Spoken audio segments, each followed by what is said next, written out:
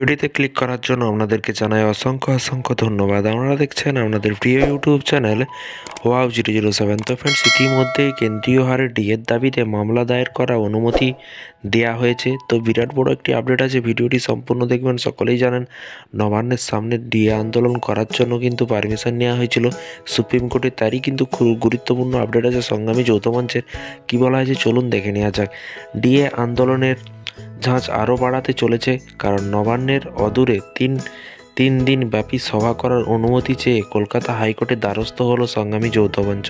19 থেকে 22 তারিখ পর্যন্ত নবান্নের বাসস্ট্যান্ডে সভা করার অনুমতি চেয়ে হাইকোর্টে আবেদন করা হয় সরকারি কর্মচারীদের সংগঠন সংগ্রামী যৌথ মঞ্চের তরফে। জানা গিয়েছে বকেয়া ডিএ সহ একাধিক নানা দাবি দাওয়া আদায় নিয়ে আন্দোলনের উদ্দেশ্যে হাওড়া পুলিশের কাছে কিন্তু সভার জন্য আবেদন জানানো হয়েছিল সংগ্রামী যৌথ মঞ্চের তরফে।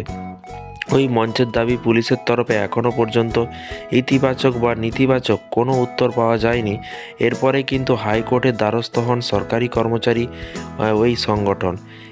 তারপরে এই বিষয়ে কিন্তু কলকাতা হাইকোর্টে বিচারপতি জয় সেনগুপ্ত বলেন, আপনারা ময়দানে বসে প্রতিবাদ করছেন, হাওড়ায় ওই জায়গা যথেষ্ট ব্যস্ততায় সেখানে বসার অনুমতি দেওয়া সমস্যা। শেষ পর্যন্ত মামলা দায়ের করার অনুমতি দেওয়া হয়েছে।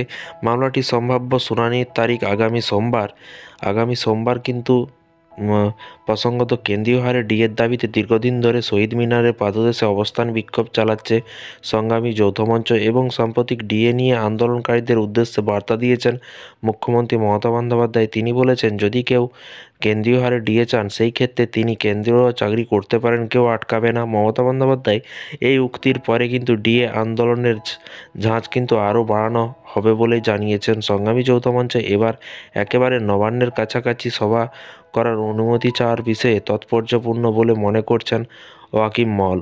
উল্লেখ্য, আগামী বছরের শুরুতেই রাজ্য শাসক দল সমর্থিত সংগঠন পশ্চিমবঙ্গ কর্মচারী ফেডারেশন একটি সভা অনুষ্ঠিত হতে চলেছে নেতাজি ইন্ডোরে। সূত্রের খবর, সেই সভায় উপস্থিত থাকতে পারেন খোদ মুখ্যমন্ত্রী মমতা বন্দ্যোপাধ্যায়। শুধু তাই নয়, সেদিনের সভা থেকে তিনি সরকারি কর্মচারীদের উদ্দেশ্যে বিশেষ বার্তাও দিতে পারেন বলে মনে করা হচ্ছে। তো ফ্রেন্ডস, বিষয়টি বুঝতে পারলেন, এই ছিল আজকে একটি ছোট্ট আপডেট।